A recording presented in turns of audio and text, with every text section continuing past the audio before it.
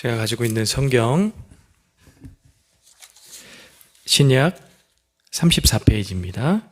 제가 한 절, 여러분이 한 절, 그렇게 우리 교독하겠습니다. 그들이 예루살렘에 가까이 가서 감난산 벳박에 이르렀을 때에 예수께서 두 제자를 보내시며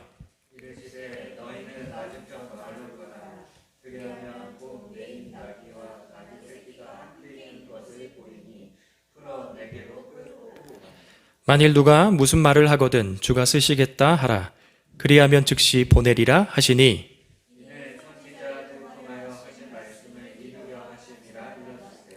시온 딸에게 이르기를 내 왕이 내게 임하나니 그는 겸손하여 낙이 곧 멍에 매는 짐승의 새끼를 탔도다 하라 하였느니라. 나귀와 나귀 새끼를 끌고 와서 자기들의 겉옷을 그 위에 얹으며 예수께서 그 위에 타시니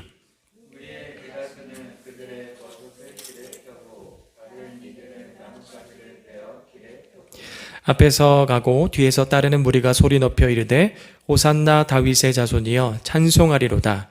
주의 이름으로 오시는 이여 가장 높은 곳에서 호산나 하더라.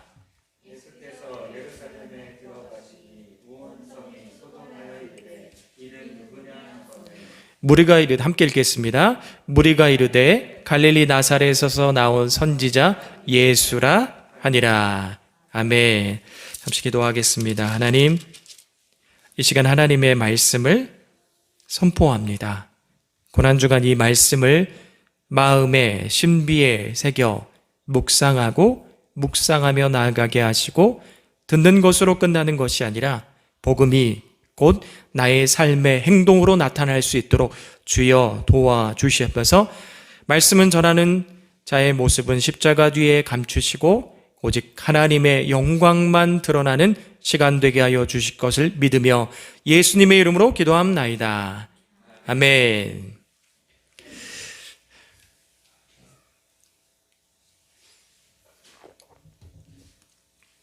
오늘은 예루살렘에 들어가시다라는 제목을 가지고 함께 은혜를 나누기를 원합니다. 내일부터, 월요일이죠. 내일부터 16일까지, 토요일까지는 고난주간으로 예수님께서 예루살렘에 입성하시고 나서부터의 월요일에 무슨 일이 있었고 화요일에 무슨 일이 있었고 또한 수, 목, 금 그 주변의 사람들이 예수님께로부터 어떻게 반응했는지 그것을 우리가 묵상하는 시간입니다. 그런데 우리가 예수님께서 이 땅에 오시고 또한 마지막 공생의 일주일을 보냈는데 고난주간만 예수님께서 오신 그 시간들을 묵상하는 것이 아니라 더 바람직한 것은 우리가 날마다 생각날 때마다 그리고 때로는 내 마음이 어렵다 할지라도 예수님께서 이 땅에 오신 것을 날마다 우리가 묵상할 때 더 바람직할 것 같습니다. 예수님은 제자들과 함께 예루살렘 가까이 오시다가 벳바게라는 동네에 이르게 됩니다. 이 벳바게라는 동네에 이르렀을 때 예수님께서 제자들 둘을 향해서 이야기를 하는 거예요. 마을로 들어가라. 마을로 들어가게 되면 어린 나귀가 어미와 함께 묶여 있을 것이다. 그 나귀를, 어린 나귀를 데리고 오라 라고 이야기를 하는 거예요. 그리고 그 이후에는 주인이 나타날 텐데 주인이 가져가는 것에 대해서 물어보게 되면 주가 쓰시겠다라는 대답까지도 가르쳐 주게 됩니다. 그렇게 해서 예수님께서 제자들을 보내게 되죠. 그 제자들은 마을로 들어가서 눈을 크게 뜨고 정말 어린 나귀 새끼가 어디 있는지 찾아보는 거예요. 그랬더니 정말 어딘가에 묶여 있는 거죠. 그래서 그 어린 나귀를 어미와 함께 데리고 가려다 보니까 당연히 주인이 나타나죠. 주인이 나타나서 물어보는데 예수님께서 가르쳐 줬잖아요. 대답까지 가르쳐 줬는데 얼마나 당당하게 얘기했겠어요. 주가 쓰시겠다. 이런 식으로 하지 않았겠습니까? 좀 불안한 마음 가운데, 불확실한 마음 가운데 주가 쓰시겠다라고 고백을 하자 정말 그 주인이 나귀를 보내는 거예요. 그렇게 해서 예수님 앞으로 나귀를 가지고 왔습니다. 이제 예루살렘에 입성하기 전이에요. 그 나귀에 예수님을 태워야 되는데 나귀에는 안장이 없습니다. 그래서 제자들의 겉옷을 벗어서 안장을 만들고 예수님을 그 위에 태웠습니다. 그리고 스가랴 9장 9절의 고백처럼 5절이죠. 마태복음 21장 5절이죠. 시온 딸에게 이르기를 내 왕이 내게 임하나니 그는 겸손하여 낙이 곧 멍에 매는 짐승의 새끼를 탓도다 하라. 이 예언의 말씀을 이루시며 예수님께서는 예루살렘으로 입성하게 됩니다.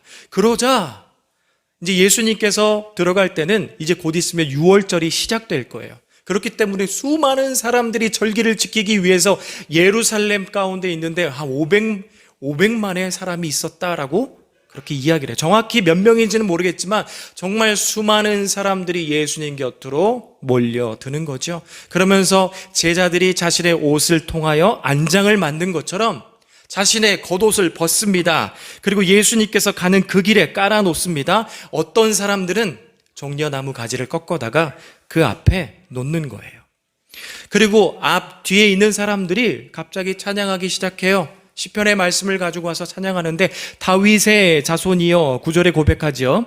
다윗의 자손이여 찬송하리로다. 주의 이름으로 오시는 이여 가장 높은 곳에 호산나 하더라. 여러분 이 찬양 아마 여러분들도 잘 알 거예요. 호산나.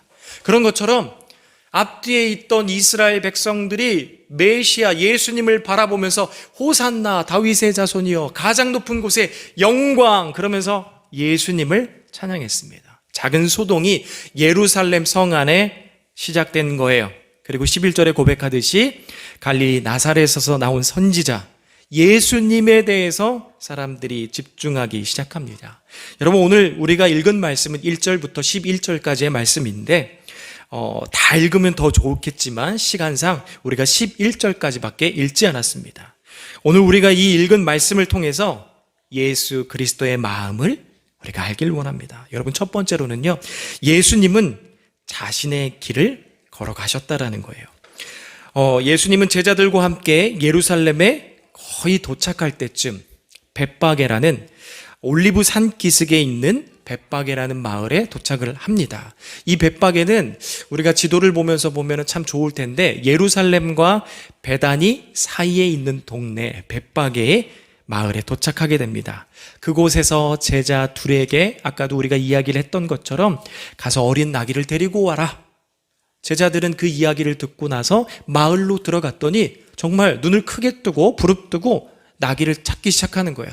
그랬더니 정말 어린 나귀가 어미와 함께 묶여 있는 것을 보게 되고 또한 가지고 가려고 했더니 주인에게 예수님께서 가르쳐준 대답 주가 쓰시겠다라고 고백을 하자 순수하게 다 내주는 거예요. 예수님께서는 이 모습을 통하여 제자들에게 보여준 거에 어떤 능력을 보여준 거죠? 하나님으로서의 신적 능력, 메시아로서의 신적 능력을 제자들에게 보여준 것이에요. 미리 아시는 모습을 보여준 거죠. 예수님께서는 벳바게에 어린 나귀가 있는 것을 미리 알았어요. 그것이 하나님께서 준비해 놓은 것이라는 것도 미리 알고 있었어요. 그러면 여러분 여기서 우리가 중요한 것이 있습니다. 벳바게 마을에 있는 어린 나귀를 미리 아셨다면 우리가 생각해 볼 거예요. 예수님은 앞으로 자신에게 어떤 일이 벌어질 줄 알았을까요? 몰랐을까요? 당연히 알았습니다. 예수님은 다 알고 있었습니다.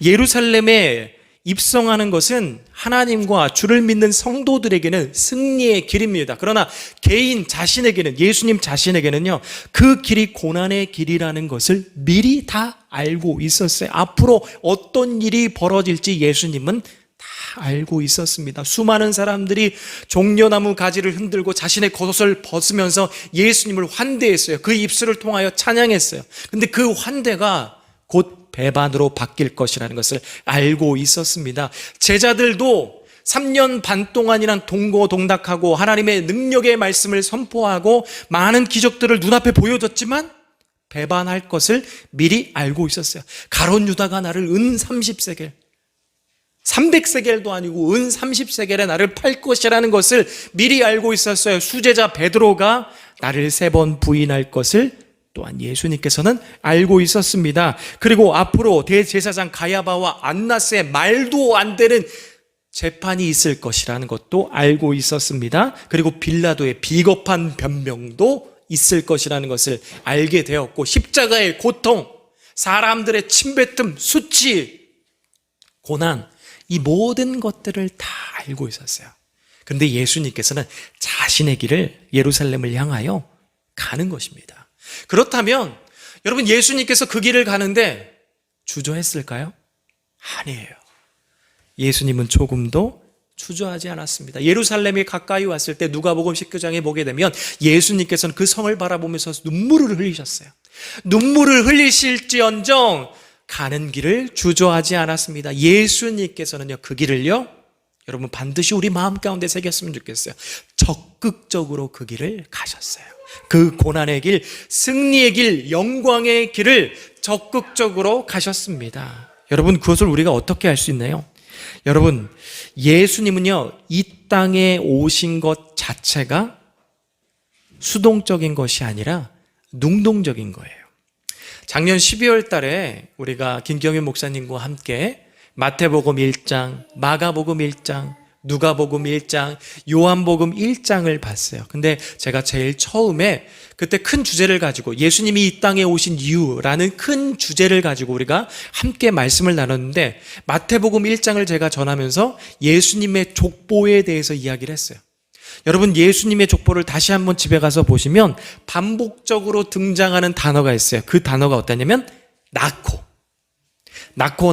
산부인과 명단처럼 낳고라는 계속 반복되는 단어가 등장을 하는데, 이 낳고라는 단어가 몇 번 등장하나 제가 한번 세봤어요. 40번 등장해요. 근데 39번째까지는 동일한 단어를 쓰고 있습니다. 어떤 단어냐면 헬라어의 겟나오라는 동사를 동일하게 쓰고 있어요. 근데 예수님께서 낳고 태어나시는 그 단어는요, 겟나오의 단어가 아니에요. 헬라어 에겐넷엔 동산을 사용하고 있어요. 그러니까 겟나오는요, 낳고 수동적으로 아빠 엄마에 의해서 낳음을 받는 거예요. 그런데 예수님께서 낳는다는 그 단어는요, 에겐넷에는 어떤 단어냐면 능동적인 거예요. 태어나는 거예요. 말도 안 되지만 우리가 조금 이해할 수 없지만 내가 태어날 거야 하고 태어나신 거예요. 다른 것은 엄마 아빠에 의해서 수동적으로 낳음을 받은 거지만 예수님께서 오신 것은요, 성령을 통하여 내가 직접 내가 이곳 가운데 갈 거야, 그곳 가운데 그 땅 가운데 낮아질 거야, 적극적으로 능동적으로 나오셨다라는 거예요. 그렇기 때문에 예수님께서 이 땅에 오신 것도 능동적이라면 예루살렘을 향해 가는 것도 수동적인 것이 아니라 능동적이고 적극적인 것이라는 것이에요. 그렇기 때문에 여러분, 우리도 성도로서 그 길을 적극적으로 가길 원합니다. 그럼 왜 능동적으로 이 땅에 오시고 적극적으로 예루살렘을 향해 가시는 것입니까? 여러분, 2018년에 은총이 아빠 혹시 이야기를 들어보셨습니까? 못 들어봐도 돼요. 2018년에 은총이 아빠에 관한 기사, 이야기가 중앙일보에 실린 적이 있는데 그 내용을 여러분들에게 정확하게 전달하고 싶은 마음에 읽도록 하겠습니다. 외우지 못해서 제가 이걸 보고 하는 게 아니에요. 정확하게 전달하기 위해서 읽어보도록 하겠습니다. 여러분, 귀를 쫑긋 세우세요. 그의 삶은 아버지가 되기 전 모습과 아버지가 된 이후의 모습으로 나누어집니다. 희귀병을 포함한 6개의 난치병을 갖고 태어난 은총이에요. 은총이가 희귀병을 갖고 태어났다는 거예요. 아들 은총이. 남부럽지 않은 직장에 다니며 부유하지 않지만 행복하게 살던 남자는 아들 은총이를 낳고 많이 변했습니다. 언제 끝날지 모를 병원 생활로 인해서 신용불량자가 되고 직장도 잃게 되고 그 어떤 희망의 끈조차도 보이지 않는 병원 생활로 하루하루 지쳐만 갔습니다. 김병에 효자 없잖아요. 유명한 의사들조차도 포기했던 아들을 보며 그 역시 인생을 포기했습니다.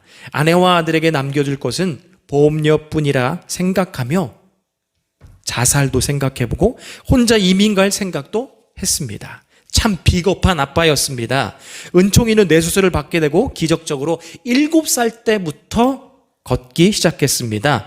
남들과 다른 외모의 은총이와 외출할 때면 사람들이 손가락질에 아빠는 아주 힘들어 합니다. 아프게 낳아준 아들에게 미안하고 해줄 것이 없어 미안해하는 아빠, 아프다는 이유로 사람들에게 손가락질 받는 아들, 세상 최고의 빛으로 만들어주고 싶어 했습니다. 여기가 전환점이에요.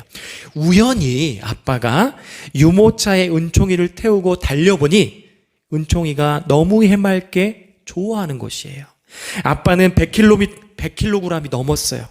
네? 넘는 몸으로 뛰기 시작합니다. 오직 아들이 즐거워하는 모습을 보려고 뜁니다. 비겁하기만 했던 아빠는 지난날을 생각하며 미안한 마음에 달리고 또 달립니다 라는 기사가 실렸어요. 여러분, 이 기사의 제목이 어떻게 실린 줄 아세요? 100kg 아빠, 아들 웃는 모습 보려고 뛰고 또 뛰다. 여러분, 아들의 웃는 모습을 보기 위해서 이 은총이는 태어난 지 얼마 안 돼서 죽는다. 그리고 의사들도 다 포기했어요. 그런데 부모님들은 포기할 수 없잖아요. 그래서 계속해서 반복되는 수술을 했고 은총이 역시 잘 버텨줘서 7살부터 걷기 시작했습니다. 그리고 그 은총이 아빠는요, 매년 이 달리는 것을 너무나도 좋아하는 은총이와 함께 철인 3종 경기에 나가고 있다라는 거예요. 100kg이라잖아요. 100kg. 제가 요즘 거의 80kg를 육박해서 달리고 있는데 발톱을 자를 때, 양발을 신을 때 너무 불편해요. 근데 100kg면 얼마나 불편하겠어요. 근데 그 몸, 아들이 웃는 것을 보기 위해서 아빠는 뛰기 시작했다라는 것이에요. 여러분, 예수님도 마찬가지예요.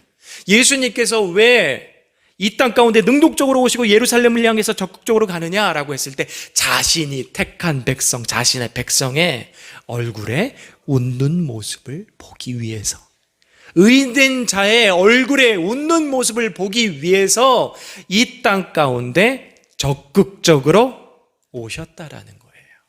여러분, 그 마음이 동일하다 못해 예수님의 마음은 더 크실 줄 믿습니다. 그렇기 때문에 여러분, 그 마음을 우리가 묵상하여 예수님께서 예루살렘을 향해 적극적으로 나아갔던 것처럼 때로는 성도의 길로서 가는 것이 힘들고 어렵습니다. 고난이 됩니다. 남모를 고통들이, 애매한 고난들이 우리에게 찾아오고 이해되지 못한 상황들이 내 앞에 펼쳐진다 할지라도 그럼에도 불구하고 예수님께서 그 길을 갔던 것처럼 우리도 그 길을 따라가는 적극적인 그리스도가 되길 소망합니다. 여러분, 두 번째로는요, 기억했으면 좋겠어요. 내 마음대로 믿는 예수가 아닌 성경이 말하는 예수를 믿길 원합니다. 여러분, 7절부터 예수님은 제자들이 가지고 온 어린 나귀를 타고 예루살렘에 입성하는데 제자들은 자신의 겉옷을 안장으로 만들었어요. 그리고 사람들은 자신의 겉옷을 예수님이 입성하는 그 나귀 앞에 겉옷을 막 깔기 시작했어요. 여러분, 유대인들에게 있어서 옷은요, 단순히 옷 한 벌의 개념이 아니었어요. 그것을 뛰어넘는 거예요. 예루살렘 땅에는요, 일교차가 심했습니다. 팔레스타인 지역엔 낮에는 뜨겁고 저녁에는 매우 추웠습니다. 그렇기 때문에 유대인들은 겉옷으로 한낮의 더위를 피했고, 그리고 밤에는요, 그 추운 공기를, 차가운 공기를 피하는 역할이 바로 그 겉옷이 해주었던 거예요. 그리고 이 겉옷을, 저녁에는 이 겉옷을 가지고 이불을 삼아 잤던 거예요. 그렇기 때문에 유대인들에게 있어서 겉옷은요, 단순히 옷의 개념을 넘어서 자신에게 매우 중요한 필수품이자 전 재산이기도 한 것이에요. 여러분, 그렇기 때문에 여호수아 7장에 보게 되면 아간이 훔쳐요. 훔치는 것 중에 여벌 옷 하나. 그 뭐 대단한 거라고 그걸 훔치는. 근데 이스라엘 백성들에게는 그거는 집과 같은 거예요. 필수품이에요. 살아가는 데서 가장 중요한 필수품에 해당하는데 그것을 깐다. 이 까는 장면은요, 열왕기하 9장에 보게 되면 예후가 왕위에 올랐을 때 그의 지인들이 그를 왕으로 인정하며 자신의 겉옷을 깐 모습이 나와요. 그런 것처럼 지금 수많은 사람들이 그 겉옷을 예수님 앞에 까는 거예요. 뭐예요? 당신은 나의 왕입니다. 전 재산을 당신에게 드릴 수 있는, 당신은 나의 왕입니다 라는 고백 가운데 그렇게 옷을 깔았던 거예요. 종려나무를 까는 거는요, 종려나무는 승리를 의미합니다. 그 승리, 우리에게 승리를 안겨줄 나의 왕으로 인정하며 종려나무 가지를 깔아요. 그리고 호산나, 다윗의 사실, 하나님께 영광, 주님께 영광. 이 찬양은요, 절기 때마다 이스라엘 백성들이 성전을 향해 갈 때 시편 113편과 118편에 있는 내용들을 가지고 함께 찬양하는데 메시아 되심을 찬양하고 있는 거예요. 예수님이 나의 메시아입니다. 나의 전 재산을 당신에게 드려도 아깝지 않은 나의 왕이고 우리에게 승리를 반드시 줄 것입니다 라는 고백 가운데 그렇게 이스라엘 백성들이 옷과 종려나무와 찬송을 드렸던 거예요. 그런데 여러분, 이 환대, 이 극찬은요 머지않아 바뀌게 됩니다. 마태복음 27장 22절에 이런 고백을 하죠. 빌라도가 이르되 그러면 그리스도라 하는 예수를 내가 어떻게 하랴? 그들이 다 이르되 십자가에 못 박혀야 하겠나이다. 예수님을 못 박으십시오. 바라바를 놔주고 예수님을 못 박으십시오. 그렇게 예수님을 극찬하고 환대했던 자들이 27장에 가서는 바뀌는 거예요. 폭도로 바뀌어버립니다. 왜 그렇게 폭도로 바뀌어버리는 거죠? 예수님이 오셔서 그들 마음 가운데는요, 자신이 생각하는 예수님은요 로마로부터 물질적, 종교적 자유, 정치적 자유를 줄 메시아로 착각했기 때문이에요. 물론 그것도 줄 수 있지만 더 나은 자유를 그들에게 주려고 이 땅 가운데 오셨는데 자기들만의 예수님으로 만들어 놓은 거예요. 여러분, 혹시 찬양 중에 맛있는 소금이라는 찬양 아십니까? 그 찬양에 보게 되면 이런 가사가 나요. 내가 믿기 편한 방식으로 자기들의 예수님을 만들어 놓고, 네. 자기가 믿기 편한 방식으로 예수님을 만들어 놓은 게 정치적으로 로마로부터 정치적, 종교적, 경제적인 자유를 줄 것이라는 메시아로 착각한 거예요. 여러분, 사사기에 보게 되면, 사사기 21장 25절에 보게 되면 사사기의 주제가 나옵니다. 사람들은 자신의 소견대로, 옳은 대로 행동하였더라. 왕이 없어요. 그러니까 왕이 없으니까 내가 생각하고 내가 판단한 대로 행동하기 시작했어요. 그런 것처럼 그런 죄악된 본성이 우리들 가운데도 있어요. 하나님의 말씀을 우리가 듣지만, 하나님의 말씀을, 같은 말씀을 보지만 우리가 믿고 내 마음대로 믿고 싶은 죄의 본성이 우리들 가운데 여전히 있다라는 거예요. 그렇기 때문에 우리는요 그것을 경계해야 됩니다. 누가복음 24장에 보게 되면 제가 급한 마음에 자꾸 말을 더듬는데 급하지 않게 하겠습니다. 네, 누가복음 24장에 보게 되면 엠마오로 가는 두 제자가 나와요. 예수님을 따르던 제자인데 예수님께서 십자가에 못 박혀 돌아가셨어요. 그러자 그들은 낙담하게 됩니다. 그래서 고향으로 돌아가는 거죠. 그때 예수님께서 제자들과 함께 하십니다. 그런데 영안이 어두워서 예수님인지 못 알아봐요. 그들의 얼굴을 보니까 슬픈 기색이 있어요. 왜냐하면 자신이 따르던 예수님은 자신의 미래이자 전부였어요.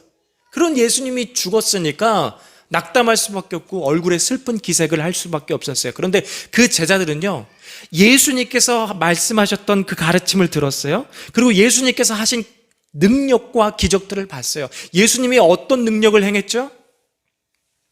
중풍병자를 일으켰어요. 안진뱅이를 일으켰어요. 귀머거리를 듣게 하셨어요. 혈루증 앓는 여인을 고치셨어요.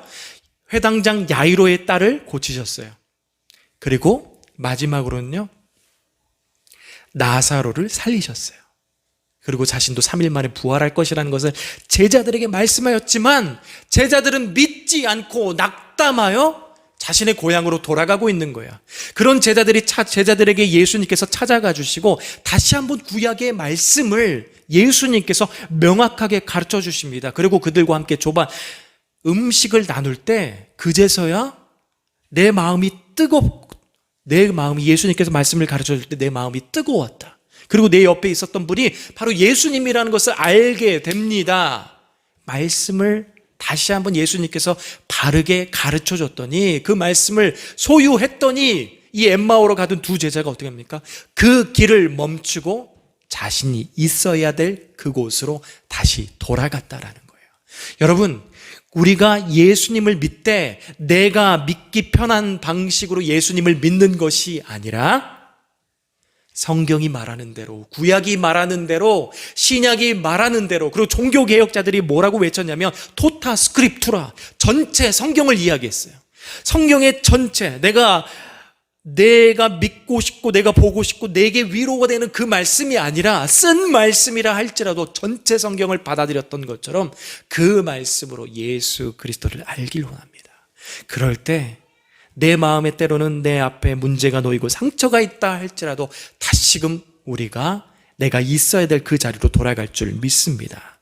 여러분, 마지막으로 우리는 성전으로서 열매 맺는 신앙을 소유해야 합니다. 오늘 우리가 말씀을 다 읽지 않았지만 예수님께서 예루살렘에 들어가서 한 일이 무엇이냐면 성전을 정화하는 일이에요. 그리고 그 다음 날에는 무화과 나무를 저주하여 그 무화과 나무를 메마르게 만들어 버리십니다. 두 이야기는 같은 날 이루어진 것도 아니고 다른 것처럼 보입니다. 그러나 그 이야기, 두 이야기는 하나로 연결되는 이야기입니다. 여러분, 구약의 성전, 성막이라고 표현을 하죠. 성막에는요, 쉐키나 하나님의 영광이 임했어요. 영광, 하나님의 구름이 있었어요. 불기둥과 구름기둥으로 하나님께서는 그 영광을 성막 위에 보여주셨어요. 그리고 대속죄일이면 대제사장이 그 지성소 안에 들어가는데, 지성소에는요, 지금 우리들처럼 예배당에 창문이 있잖아요. 지성소에는 창문이 없어요. 빛이 들어올 수 있는 공간이 없지만 대제사장이 속죄일이 되어서 그 지성소에 들어갈 때는요, 환한 빛이 있었어요. 다시 말하면 하나님께서 빛으로 임재하셨기 때문에 그 지성소는 환히 밝게 빛날 수 있었던 것입니다. 여러분, 그 영광의 구름을 보고 그 빛을 봤을 때 제사장과 이스라엘 사람들은 어떻게 됐을까요? 압도됐을 것이에요.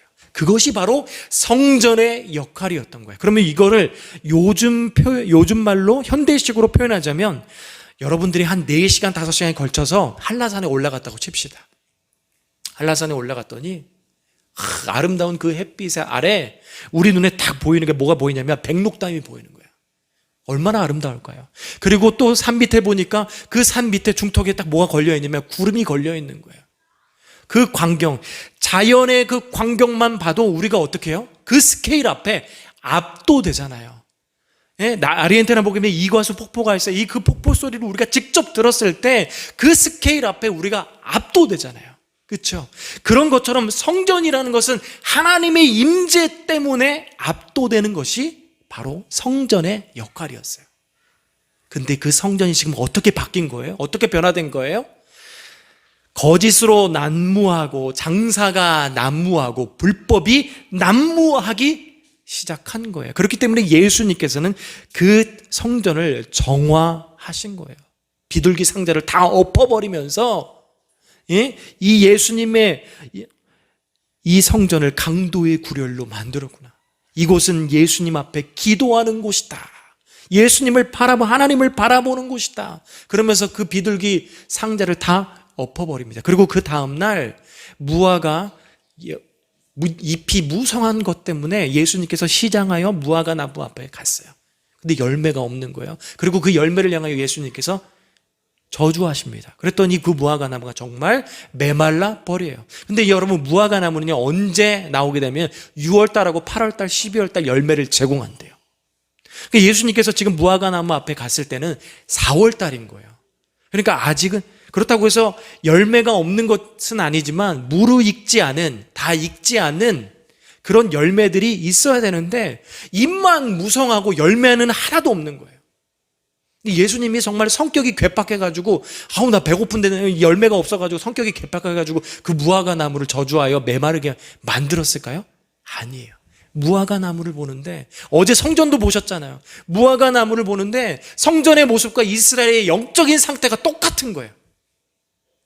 그 마음이 너무나도 안타까워 그들에게 뭔가 약간 딥 임팩트, 충격을 준 거예요.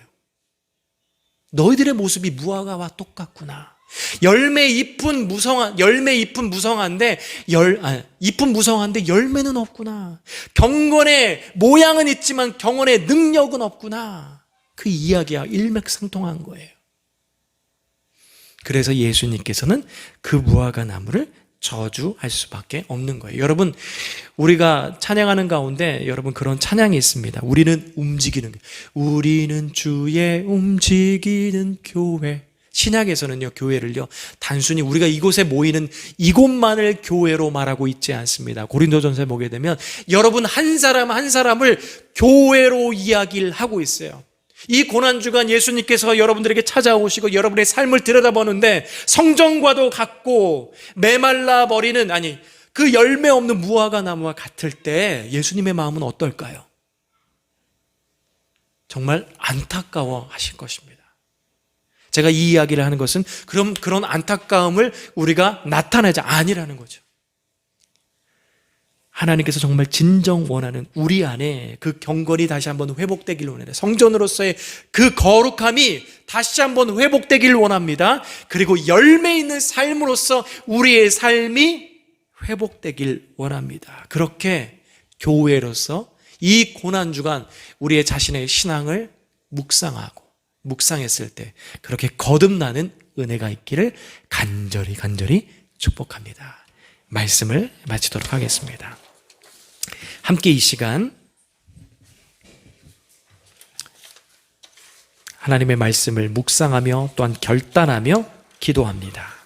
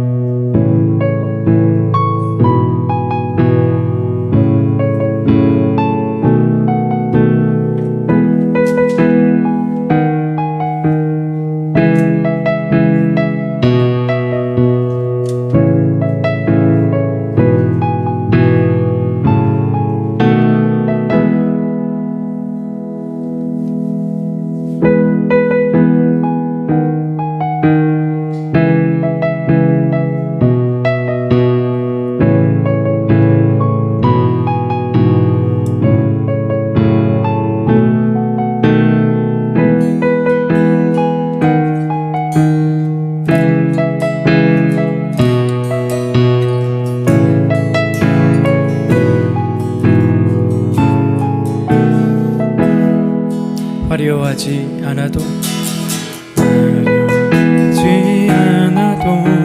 정결하게 사는 삶, 가진 것이 적어도 감사하며 사는 삶, 내게 주신 작은 힘 나눠주며 사는 삶, 이것이 나의 삶의 행복이라. 눈물 날 일 많지만 기도할 수 있는 것, 억울함이 많으나 주를 위해 참는 것, 비록 짧은 작은 삶, 주 뜻대로 사는 삶, 이것이 나의 삶의 행복이라오. 이것이 행복이라고. 세상이 알 수 없는 하나님 선물, 이것이 행복이라고. 하나님의 자녀로 살아가는 것, 이것이 행복, 이것이 행복, 이것이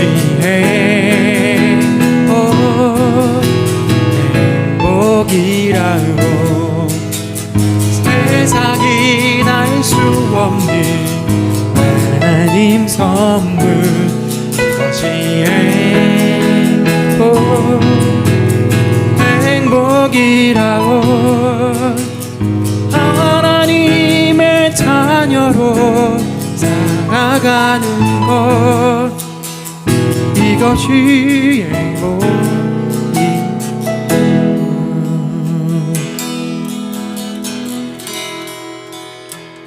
기도하겠습니다. 하나님, 예수님께서 예루살렘의 그 길을 능동적이고 적극적으로 갔던 것처럼 우리 역시 그 신앙의 길, 내게 허락된 신앙의 길, 때로는 고난의 길이 되고 어려운 길이 된다 할지라도 적극적으로 나아갈 수 있는 능력을 허락하여 주시옵소서. 내가 믿기 편한 방식의 예수님을 아는 것이 아니라 성경이 말하는 대로 예수님을 알게 하여 주시고, 또한 그 예수님을 따르며 고백하며 나아갈 때, 신앙 고백하며 나아갈 때 우리 삶 가운데 거룩한 성전의 모습이 회복되게 하시고, 또한 열매가 풍성하게 나타날 수 있는 삶으로서 거듭나게 하여 주시옵소서. 이제는 우리 주 예수 그리스도의 은혜와 하나님 아버지의 극진하신 사랑과 성령님의 교통하심이 이 자리에 나와 있는 모든 성도님들 삶 가운데, 또한 이 자리에 나오지 못한 성도님들 삶 가운데, 관계 가운데, 생업 가운데, 학업 가운데 영원토록 함께 있을지어다. 아멘.